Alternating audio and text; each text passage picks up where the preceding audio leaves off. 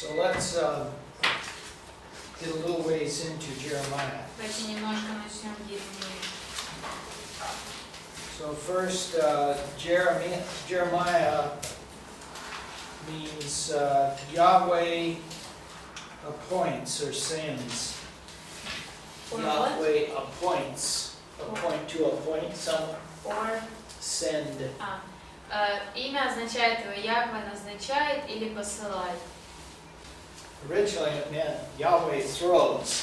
Изначально слово означало Яхве бросает. But it came to mean to send. So like you'd throw somebody who needs to send out. Но потом приобрело значение посылать, тоже как идея бросать. So Yahweh appoints would be a good way to look at it. Так Яхве назначает, это можно хорошо так воспринимать. And the theme is God's warning to Judah. Тема Божье предупреждение для иудеев. So Jeremiah carries God's warning to the Jews. Итак, Еремия евреям доносит Божье предупреждение. He uses many illustrations to do this. И для этого он использует много иллюстраций. One is on clay, molding clay. Одна из иллюстраций это глина, которую лепят. And that's one of the chapters that I had to read. Это в тех главах, которые я вам задал прочесть. But he says you can take clay and you can, as long as it's soft, you can remold it. Он говорит, и глину можно поменять ее форму, если она еще мягкая. But if it gets hard, it's good for nothing but to be broken. Но если она уже затвердела, то ни на что она не годится, ее только выбросить, разбить. And he does illustrations of that with pottery jars. И он приводит иллюстрацию на эту же тему, когда говорит о сосудах из глины. Okay. And let's read chapter 1, verses 1 to 10 for his appointment. He is the author. Давайте прочтем первую главу с 1 по 10. Там говорится о том, как он был назначен в пророке. Он автор этой книги. So Jeremiah 1, 1 through 10. Так, Еремия 1:10. Слова Єремії, сина Халкіївого, священників, що в Анатоті у Веніаміновому краї, що було до нього Господнє слово за днів Йосії, Амонового сина, Юдиного царя, 13-го року його царювання. І було воно й за днів Євоякима, сина Йосіїного, Юдиного царя, аж до кінця 11-го року Седекії, сина Йосіїного, Юдиного царя, аж до виходу Єрусалиму на вигнання в 5-му місяці. І прийшло мені слово Господнє, говорячи, що поки тебе формував в утробі материній, я пізнав Бог тебе, і ще поки ти вийшов із нутра, тебе посвятив, дав тебе за пророка народам. А я відповів, о Господи Боже, та ж я промовляти не вмію, бо я ще юнак. Господь же мені відказав, не кажи я юнак, бо ти підеш до всіх, куди тільки пошлю я тебе, і скажеш усе, що тобі накажу. Не лякайся перед ними, бо я буду з тобою, щоб тебе рятувати, говорить Господь. І простяг Господь руку свою, і доторкнувся моїх уст та й до мене, і сказав, ось я дав твої уста слова мої. Дивись, я сьогодні призначив тебе над народами і царствами, щоб виривати та бурити, і щоб губити та руйнувати, щоб будувати і насаджувати. Okay. So in the first verse it says, the words of Jeremiah, the son of Hilkiah. В первом стихе сказано слова Еремии, сына Хилкиина. And Hilkiah was a common name for priests. И вот это имя Хилкия, наверное, было распространенным именем для священников. So even at this time, Josiah, had a priest by the name of Hilkiah. И даже Иосий в это время был священник по имени Хилкия.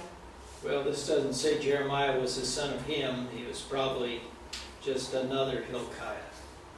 Здесь не сказано, что Еремия был именно его сыном, просто еще одного Хилкии. And which year of Josiah did the call come to Jeremiah? В каком, I'm sorry, In which which year of Josiah's reign? В какой год правления Иосии был призван он быть пророком? 13. Okay. Anybody remember when he became king? Кто-нибудь помнит, когда он стал царем? So 13.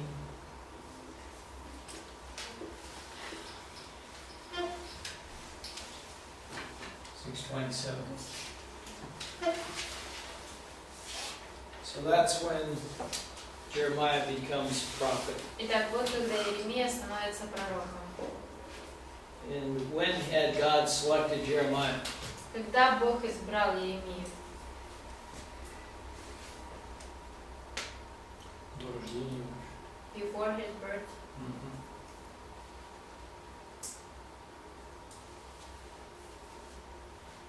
And what was Jeremiah's objection? И каким было возражение Иеремии? I'm young. Yeah.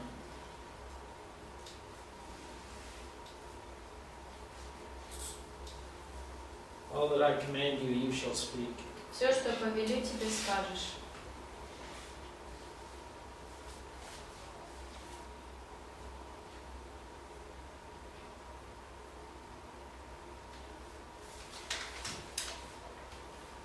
And he's going to speak of both destruction and blessing.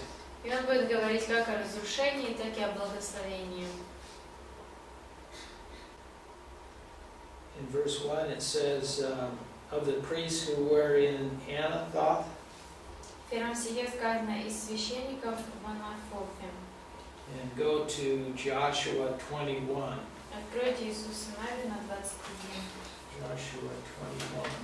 Иисус Навина 21. And we're going to read 13 through 19. С 13 по 19.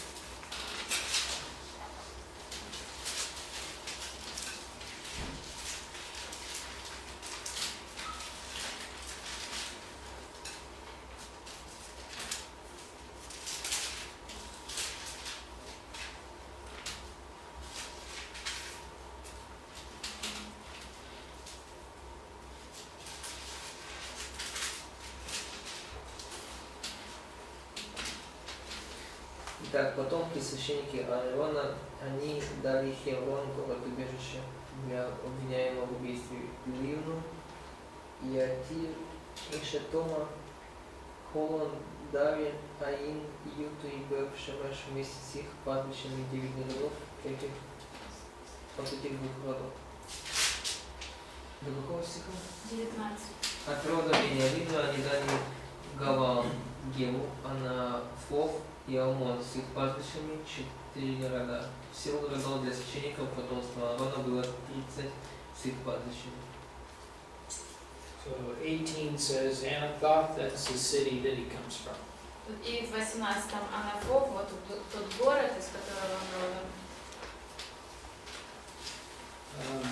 Next point under author, Jeremiah was not allowed to marry. Еще один пункт под автором, это Иеремия, не разрешено было жениться. Не было разрешено жениться. 16:2. 16:2. Yes. 16:2.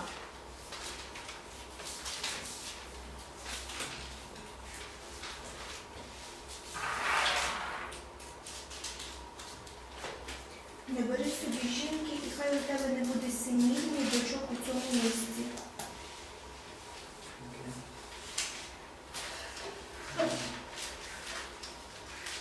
We don't know how old Jeremiah was when he started his ministry. Мы не знаем, сколько лет было Иеремии, когда он начал свое служение. We know what year it was. Мы знаем, что это за год был. So he says he was young, maybe he was 20, something like that. Но он ответил Богу, что он еще молодой, юный, может быть, ему было около 20, Could have even been a little younger. может быть, даже немного моложе.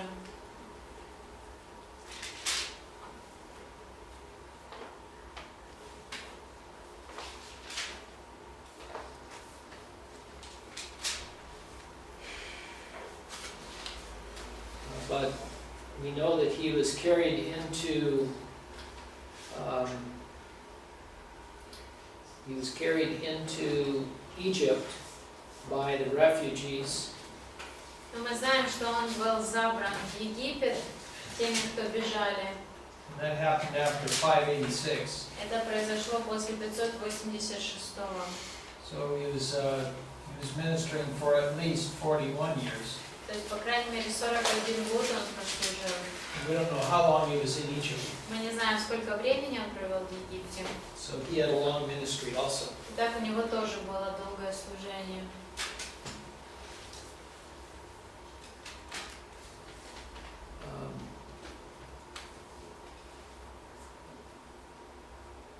I ask you to read chapter 52, 52 главу я вам завел прочитать. but just make a note that it's almost identical to 2 Kings 24:18 through 25:30. Отметьте себе, что вот эта глава очень похожа на 2 Kings, right? 4 Царств, 24, 18 по 25-30. So some people think that maybe Baruch, who did all the writing for Jeremiah, Некоторые считают, что может быть Барух, который писал Иеремию, that maybe Baruch took this from 2 Kings and put it at the end of Jeremiah. не думаю, что может быть именно Барух взял вот этот кусочек из 4 Царства и поместил в конец книги Иеремии. Or Baruch wrote the Jeremiah passage and somebody else wrote this. Или же Барух написал этот отрывок, а кто-то другой поместил это в 4 Царство. But they're almost identical. Но отрывки практически идентичны. And what I want to do now is look at some verses that talk about how Jeremiah was treated. Сейчас я хочу прочесть стихи, в которых описано, как обращались с Иеремией. So let's read 11:18 through 23. Давайте прочтем 11, 18, 23.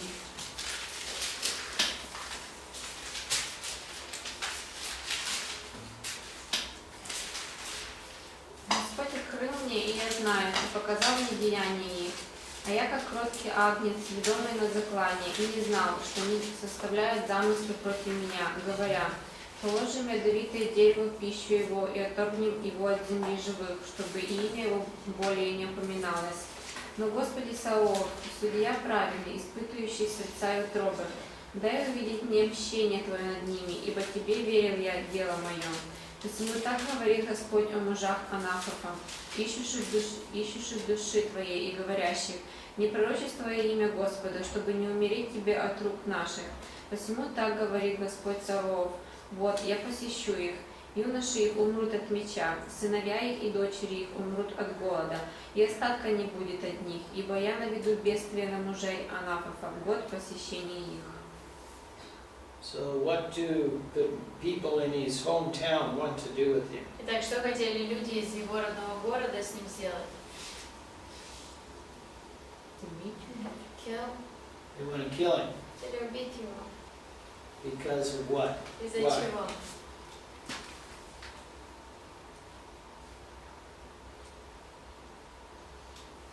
Потому что он пророчествовал от имени Господа. Because he prophesied in the name of God. Yeah. They don't like his prophecy. Да, им не нравились его пророчества. 12:6. 12:6.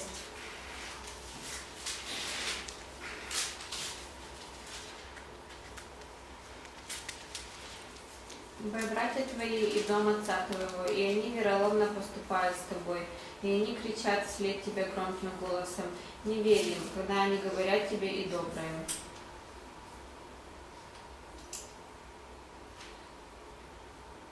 And 18:18. 18:18.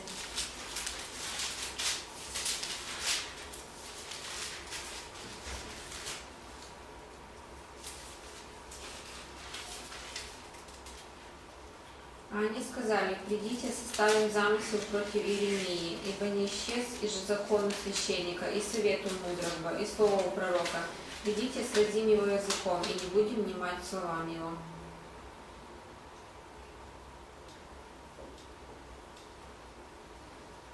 And 21 through 3. И 21:1-3. Ой, 21:3.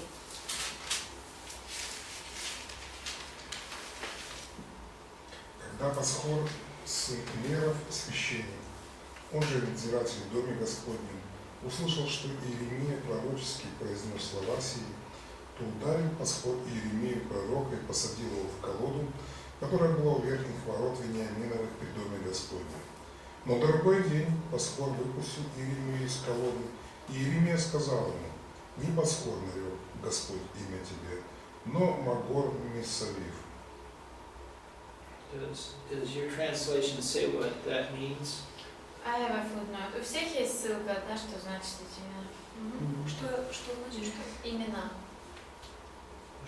У тебя, наверное, напрямую перевод сразу в тексте. Ні, не напряму. Мене цікавить колода. В англійському теж колода, бо в українській в'язниця. Ужас со всех сторон английский. Не, Не, просто Куда дай его мне закрыть? знать, Do you have что prison or where did Просто he посадіть його. throw him? Like in jail? In stocks that were at the upper Benjamin gate. So it's like a place where your hands probably. Yeah, your hand, sometimes your neck is in hands and feet. У них тоже как колода, как где тебе руки, иногда и шея, и ноги окованы. But he's out in public. И это на публике, публично это происходит.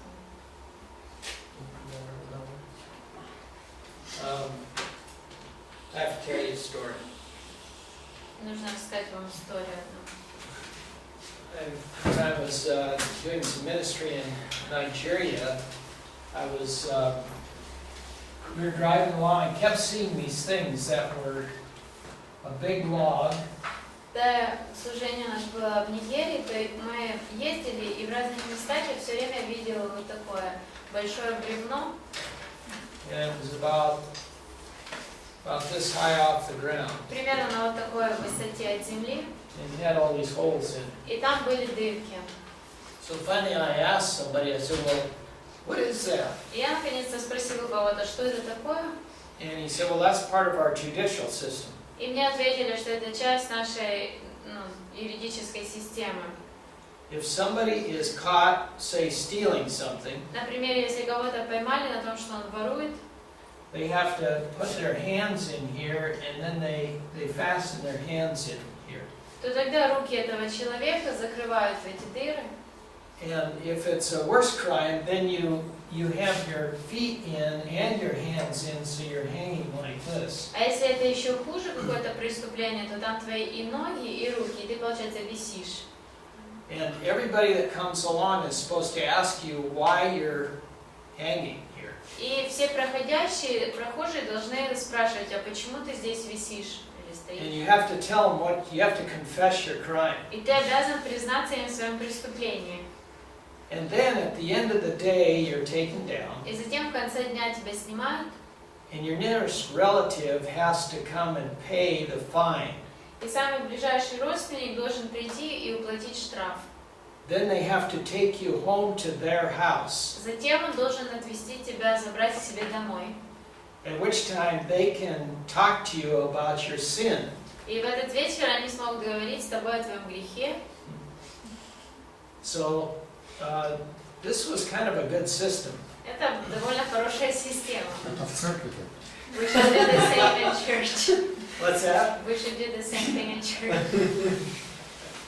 But it held them to open ridicule. Но в результате вот такого наказания они были публично высмеивались как бы. Plus, your relatives have to pay this fine. You can't pay the fine, your relative has to. Плюс твой родственник должен заплатить, ты сам не можешь заплатить. And I said, well, that's a good picture of kinsman redeemer. И я сказала вам, что это хороший образ, иллюстрация вот этой идеи родственника-искупителя. And that's exactly the book of Ruth, kinsman redeemer. Как раз об этом и говорит нам книга Руфь. So Christ paid the price on the cross. Итак, Христос уплатил эту цену на кресте, And here the nearest relative had to pay the price. а здесь ближайший родственник должен был заплатить эту цену. That has nothing to do with Jeremiah, И это никак не связано с Еремией, other than he was also put in stocks and exposed to public ridicule. только тем, что его тоже заковали в колоду и публично он высмеян. Okay, couple more. Еще А, парочка стихов. Jeremiah 26. Еремия 26.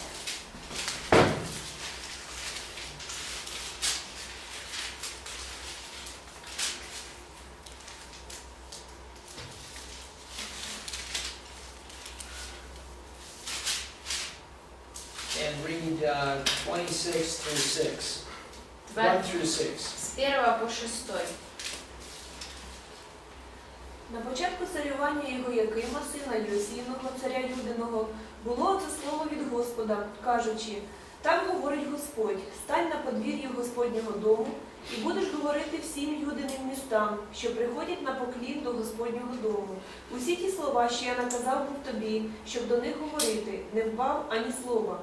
Може, почують вони і вернуться кожен зі своєї злої дороги. І я пожалую щодо зла, яке думаю чинити їм через злі їхні вчинки. І скажеш до них: так говорить Господь, якщо ви не будете прислухуватися до мене, щоб ходити за законом моїм, якого я дав вам, щоб прислухуватися до слів моїх рабів-пророків, яких я посилаю до вас рано та пізно, та не слухали ви, то вчиню за цим домом, як із Шіло, а місто це дам на прокляття для всіх народів землі. And 7 through 9. І 7-9. І чули священники і пророки, і весь народ Єремію, що говорив ці слова в Господньому домі. І сталося, як Єремія закінчив говорити все, що наказав був Господь сказати до всього народу, то схопили його священники і пророки, і весь народ, говорячи: ти конче помреш.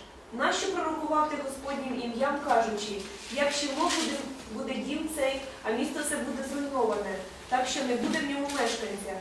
І зібрався весь народ проти Єремії в Господньому домі. Okay, so did Jeremiah do what God told him to do? Делал ли Еремия то, что Бог ему говорил? Yes, Да. exactly. Okay, 10 through 15. 10-15.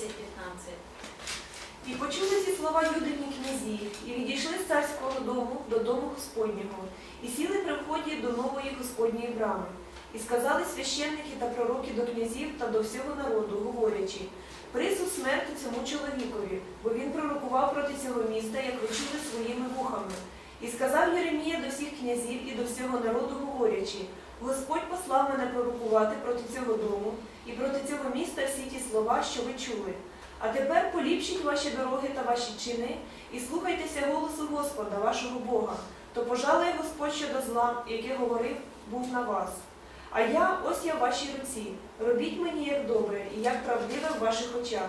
Тільки справді пізнаєте ви, якщо ви б'єте мене, що ви невинну кров спровадите на себе і на це місто та на мешканців його, бо Господь справді послав мене до вас говорити в ваші вуха всі ці слова.